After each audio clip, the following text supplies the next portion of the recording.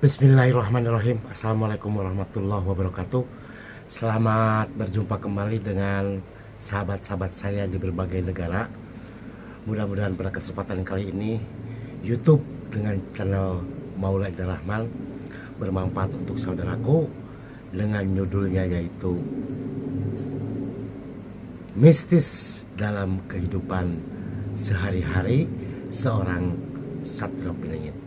Selamat menonton.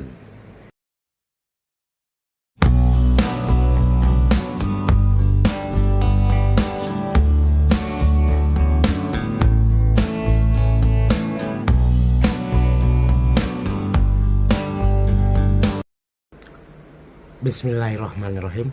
Saudaraku semuanya, mistis merupakan sesuatu hal yang gaib yang tidak terlihat oleh mata nyata. Mistis merupakan sesuatu hal yang sebagian besar orang mengatakan bahwa mistis adalah hal-hal yang bersifatnya impossible, tidak mungkin, atau mungkin hal itu beranda tapi berhubungan dengan sesuatu hal yang bersifat syirik atau musyrik. Kita akan ceritakan tentang mistis sesungguhnya seperti apa. Mistis itu pada awalnya adalah sesuatu hal yang aneh yang dapat difungsikan, dapat digunakan oleh bangsa manusia. Berbeda dengan sulap. Mistis jelas mistis, sulap adalah sulap. Mungkin ada sulap menggunakan mistis, mungkin mistis menggunakan sulap, terserah bagaimana menggunakan. Tapi yang jelas dalam bahasa biometafisika bahwa mistis adalah sesuatu yang gaib yang menggunakan makhluk supranatural. Sebagai contoh bahwa pada umumnya yang namanya manusia ini adalah jasad. Percaya bahwa manusia itu adalah jasad, ada darah. Mungkin sebagian orang tidak percaya bahwa manusia memiliki ruh, memiliki korin, memiliki yang namanya nur, memiliki yang namanya nyawa. Mungkin sebagian orang tidak pernah percaya. Akan tetapi kita dapat membuktikan secara lahiriah seperti nyawa. Nyawa selalu berhubungan dengan apa? Dengan udara. Udara berhubungan dengan apa? Hal-hal yang gaib, hanya dapat dirasakan. Kita tidak pernah sampai hari ini saya bicara udara itu seperti apa sih bentuknya, apakah berwarna putih, berwarna merah, hijau. Sulit untuk mengatakan tersebut. Akan tetapi ketika kita tidak mempunyai udara dalam ruang tertutup, maka napas kita akan terasa sesak dan bahkan kita sampai pingsan, bahkan kita akan meninggal dunia. Itu hanya satu poin saja udara, bahwa udara adalah benda nyata yang tidak terlihat. Orang bisa menyebutnya bahwa udara itu nyata, akan tetapi sesungguhnya mistis. Yang kedua, kita selalu menggembor-gemborkan bahwa wah, itu berhubungan dengan hal-hal yang aneh, hal yang tidak masuk akal. Tapi ketika kita berbicara kepada kejadian masa lalu, itu terjadi. Salah satu hal mistis barangkali ketika Nabi Sulaiman alaihissalam memindahkan kerajaannya Ratu Balkis ke hadapan beliau lewat jin iblis. Orang baru percaya karena tertulis di dalam apa? Kitab suci Al-Quran barangkali seperti itu. Akan tetapi ketika kita melihat bahwa seseorang dapat memindahkan suatu barang ke tempat yang lain di depan kita sendiri, itu yang namanya teleportatif total, orang akan mengatakan bahwa itu adalah sihir. Lalu apa bedanya sihir dengan mistis? Ada yang bisa membedakan, saudaraku? Ada yang menyebutnya kalau sihir itu dari setan. Loh, setan mah gak bisa memindahkan barang kok. Yang bisa memindahkan barang itu makhluk yang diciptakan oleh Allah, yang dulunya sesungguhnya sama seperti kita, menempati bumi kita, kecuali korin, malaikat barangkali tidak. Tin menempati bumi, din menempati bumi, jin sama menempati bumi, korin menempati bumi. Akan tetapi dia ikut dengan kita, jadi tidak secara spesifik dia menempati bumi, karena sebelumnya tidak pernah namanya korin itu menempati bumi kemudian muncullah jin, din, dan tin. Itu tidak. Jadi bedakan antara korin, jin, din, dan tin. Nah, saudaraku, bagaimana seorang Satrio Piningit selalu berhubungan dengan hal mistis? Oh, setiap saat, setiap waktu berhubungan dengan yang namanya mistis. Yang namanya Satrio Piningit itu sampai sekarang pun saya sendiri tidak pernah bisa melihat yang namanya Satrio Piningit ada posisinya di mana. Kalau dulu terdeteksi, kalau sekarang tidak bisa. Akan tetapi ada. Seperti apa? Seperti sesuatu hal yang aneh gitu. Ada tapi tiada, tiada tapi ada gitu. Nah, itulah dia Satrio Piningit yang sudah menjadi seorang ratu adil.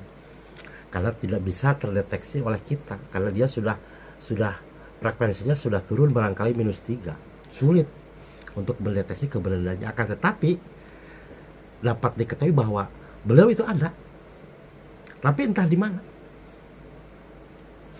entah itu di Jawa Tengah, entah di Jawa Timur, entah di Jakarta. Yang namanya sentral peningit kan banyak. Kalau yang sentral peningit apa yang kelas biasa mah terdeteksi di Pekalongan ada, di Tegal ada, di Jawa Timur banyak, Jawa Barat banyak, di Ambon lebih-lebih, di apa di Kalimantan Timur banyak. Kalau sentral peningit, tapi yang sentral peningit yang lulus Sholatul Adil cuma satu, tidak mungkin ada dua, dan bukan di Jawa Timur, bukan di Jawa Barat, bukan di Jawa Tengah, tidak terdeteksi. Makanya kan seperti itu. Artinya seorang sentral peningit selalu diliputi oleh hal yang mistis. Dalam keseharian dulu sama. Kalau kita berobat ke dokter kan biasanya kan ditanya sakit apa kan, lalu dokter menuliskan resep kan, ini obatnya harus diminum kan 3 kali sehari kan, seperti itu.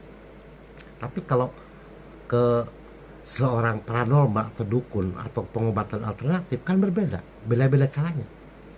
Kalau saudara aku misalnya demam ke dukun A, pasti metodenya beda, baca-baca mantra pun akan berbeda, tapi ujung-ujungnya kan ingin disembuhkan, seperti itu. Nah, seorang santri peningit tidak pernah namanya mengucapkan mantra-mantra, tidak pernah yang namanya memberikan sebuah sesaji. Itulah seorang santri peningit. Setiap harinya itu selalu dihiasi dengan yang namanya dengan mistis. Dan sampai hari ini pun yang namanya santri peningit yang sejati, yang lulus menjadi Sholatul Adil, itu dengan mudah kalimatnya kan, dengan mudah kalimatnya mengubah cuaca dalam satu benua, bukan satu negara loh, bukan satu kampung, nggak kayak dukun gitu kan, orang hajatan itu cuma satu wilayah, satu desa aja udah mentok gitu, kadang-kadang satu dusun gitu, itu kebanyakan kebetulan lagi pas ke musim hujan. Tapi ketika musim hujan, setiap hari musim hujan kan sulit untuk menghindari hujan kering, hujan lagi gitu, hujan kering, hujan lagi. Nah, seperti itu. Jadi seseorang yang mempunyai kemampuan teleportasi total, kemampuan mistisnya yang luar biasa, ya seorang santri peningit yang sejati. Sulit. Beliau pun kalau mengobati itu nggak banyak cakap, nggak banyak berbicara, nggak banyak syarat-syarat, enggak. Seorang santri peningit kalau situ cuman ditanya barangkali ya, bakal ditanya penyakitnya apa, jantung misalnya, cuma dilihatin doang. Kalau laki-laki, kalau perempuan nggak boleh ngeliat kan, cuma minum air udah pulang gitu. Atau kadang-kadang cuma dilihatin doang udah, kalanya pulang foto udah sembuh. Itu kan berhubungan dengan mistis. Bagaimanalah mungkin seseorang bisa mengobati dengan tanpa menyentuhnya, dengan tanpa, kalau dibilang itu tidak dengan mantra-mantra, tidak berdoa, seolah-olah dia tidak berdoa, hanya persekian detik dia dapat mengobati yang disebut penyakit apapun kalimatnya, mau kanker, mau jantung, mau apapun, lah salah satu penelitian sejati. Kalau kayak saya kan ngobat itu harus pakai syarat-syarat lah, pakai ini, pakai inilah, minum kan itu bukan seorang santri peningit, namanya santri pecicilan. Banyak kalau santri pecicilan kayak saya mah banyak, bukan satu, ribuan. Makanya gak heran nanti ya di 2023 akan lebih gencar lagi orang mengaku santri peningit, Sholatul Adil, Imam Mahdi. 2003 lebih heboh karena bencana di mana-mana. Bencana itu tidak bisa ditanggulangi. Baru daerah A selesai bencana B, kadang-kadang bersamaan, pusing lah, seperti itu. Itu memang kalau di dalam bahasa mistis, bahwa seorang santri peningit selalu dikabari bahwa alam yang mengabari, karena seorang santri itu orang yang sempurna, orang yang sejak kecil selalu mendoakan alam, karena seluruh alam ini berzikir kepada Allah tanpa henti. Ketika kita berzikir kepada Allah tanpa henti, ketika setiap saat dan waktu kita mendoakan alam, ya otomatis alam ngasih tahu. Apakah alam bisa berbicara? Dia berzikir kok. Kalau berzikir kan bisa bicara, cuman kita nggak bisa mendengar kan. Semut bisa bicara, cuman kita tidak pernah mendengar kan.